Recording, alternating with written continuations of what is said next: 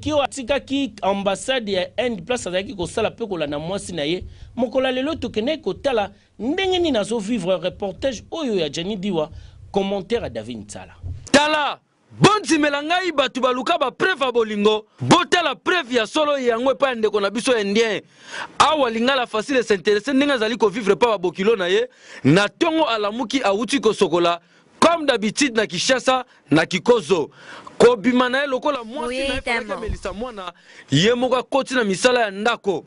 akei na bilanga kobuka matembele abuki yango kitoko pe aye abani ko kata yango azali ko sunga mwasi na misala pona kolamba kolia kaselo ko kamusi biso bandeko nzoka indien oyo megi azana touche ya kolamba fufu ba mamebele bakosa tala nenga zali ko balola fufu lokola mutandu awa tanga zolamba asanti ke dimension fufu elinge ko mateba abaki sur poussière mususu ya yebi ko lamba beau frère kasi atako megi azali ko sunga mwasi na ye azanga kite ko lelisa lokole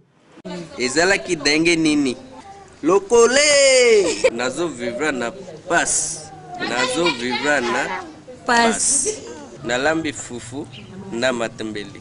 ya solo bondi milanga mat azama be ezala ki denge nini lokole ya solo ndenge baloba na Kishasa basi ya Congo bazalaka basi ya solo tala ndeko na biso mwasi oyo azali ngwashi ya bandundu endie akangami ye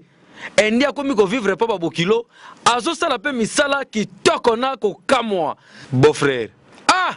bonzimela ngai bolingo ko memo sika ondimi te beau frère megi vanda na yo oyebi kolamba oza pena mobali malamu ya sol beau frère